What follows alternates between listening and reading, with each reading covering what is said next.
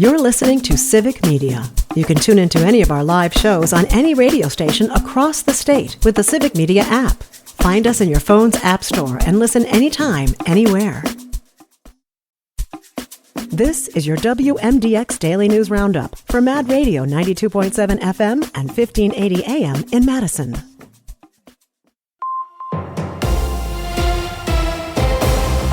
For 92.7 WMDX News, I'm Savannah Tomei-Olson. The governor's office is warning that the recent federal budget bill will cost Wisconsin hundreds of millions of dollars. Governor Tony Evers' office released numbers showing that the so-called Big Beautiful Bill will cost the state $284 million in future budgets paid for by Wisconsin taxpayers. 270,000 people here in the Badger State could lose their health insurance. Meanwhile, the White House claims the average American will have about a $3,700 tax cut because of the law. A former local school administrator is now facing federal child pornography charges after facing more than a dozen charges locally. 30-year-old Robert Gilkey Meisinger is a former dean of students at Sun Prairie West High School. He worked there all last school year. He's currently facing more than a dozen charges for child exploitation and possession of child pornography in Dane County. But now the Department of Justice has gotten involved. He's been indicted for similar crimes, and parents are frustrated. NBC News reports that the school district got a tip from a senior about Gilkey Meisinger, saying he seemed to have an inappropriate relationship with one of the teen's classmates. But at the time, the district said her claims were unsubstantiated and they didn't report it to police. They did order him not to be alone with students going forward. That's all according to the NBC News report. The State Journal reports the district has hired a law firm to investigate whether staff followed proper procedures throughout the allegations against Gilkey Meisinger. According to the complaint, at least 3 students are considered victims or potential victims. If he's found guilty of federal charges he produced child porn, he'll face a minimum of 15 years in prison and a maximum of 30 years.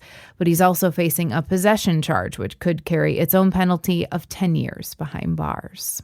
Willie Street will soon have slower traffic, and that's on purpose. The city's Transportation Commission has approved temporarily allowing parking during rush hour.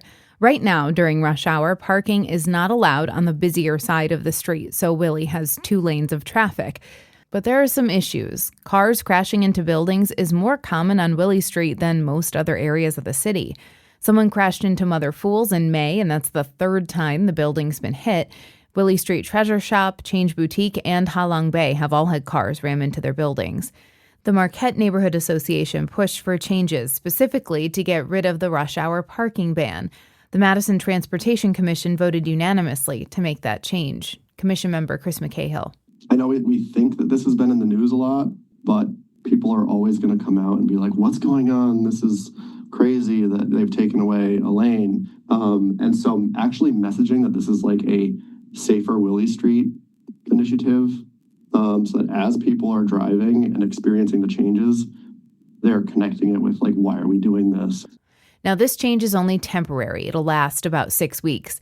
During that time, the folks in the Traffic Engineering Division will study traffic patterns and travel times. So you can expect Willie Street to be slower during rush hour starting on September 9th. We've got a lot going on for Labor Day weekend. We've got Taste of Madison Saturday and Sunday. You can have your pick of more than 80 food vendors. It's on the Capitol Square starting tomorrow right after the farmers market and then from 11 to 7 on Sunday. Meanwhile, we've also got the Orton Park Festival. It kicks off tonight.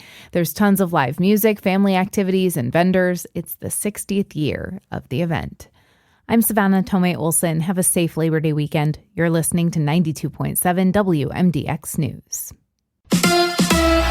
A blockbuster trade. Hi, I'm Mike Clemens with sports. NFL, the Packers holding press conferences today to introduce Micah Parsons, who signed a 4-year deal with the team worth $188 million, making him the highest paid player in the league other than a quarterback. Parsons, the most feared pass rusher, ending his time with the Cowboys. Mark Murphy, who retired a month ago as Packers CEO, was holding a press conference at his induction into the Team Hall of Fame when the news broke and said he knew nothing of the deal. Oh. So, what did they give up, Rich? The Packers giving up their first-round pick next year and in 2027, and 9-year veteran Kenny Clark. College football, the Badgers beat Miami of Ohio 17-0, but starting quarterback Billy Edwards had to leave the game in the second quarter with a leg injury. I don't have any answers on Billy, so good to see, though, that he was back out there, able to be a part of the game and be with our team and things like that. Badgers head coach Luke Fickell with sports. I'm Mike Clemens. On your entertainment beat, I'm Pete Schwaba. Actor Adam Sandler has decided to make yet another attempt at a serious movie role. Oh joy. It's not a total attempt, as Jay Kelly is labeled by Variety as a dramedy. Sandler will play a tell-it-like-it-is showbiz manager to the film's title character, played by George Clooney. How excited is Sandler to be part of the project? He said recently at a presser for the Venice Film Festival, "Holy I can't believe I'm getting this gift. Break a leg, Adam, and clean up the potty mouth." Speaking of Sandler, he recently played a song at the 50th anniversary Saturday Night Live Gala. One of the lyrics was, 50 years of finding out your favorite musician is anti-Semitic. There has been speculation as to who Sandler was referring to. He declined to answer, saying there have been many over the years, but Kanye Crazy Town West claimed in a tweet on X, which makes no sense, that it was him, referencing Sandler when he said, "Adam Sandler, thank you for the love." Is Kanye clueless or crazy? Just like with many people on the X Twitter, it's hard to tell. How popular is Taylor Swift?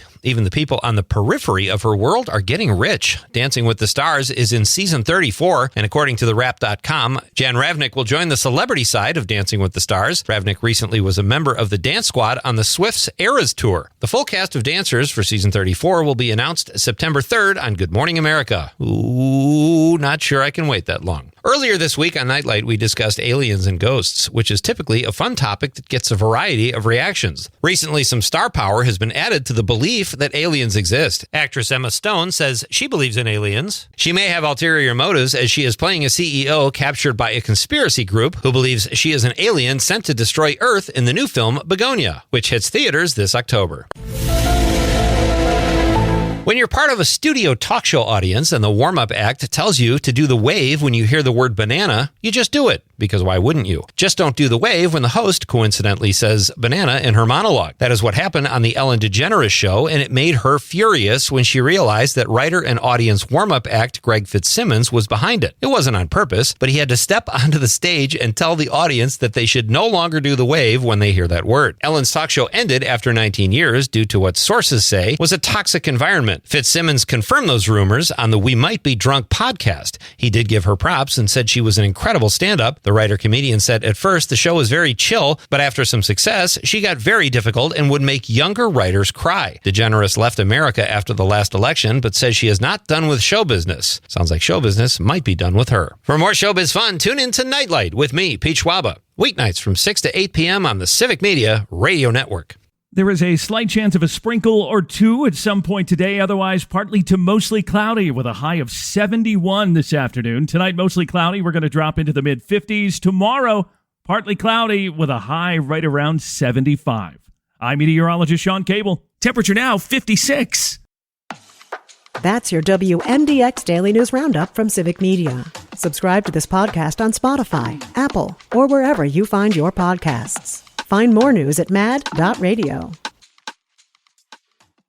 The national news cycle never stops, but it can be hard to find news about your local community. Civic Media is dedicated to providing quality local and state news coverage across Wisconsin. With the Civic Media app, you can get notifications about local stories that matter to you and your community. Find the free Civic Media app in your phone's app store and choose notifications from the menu to tell us what kind of news you want to hear about.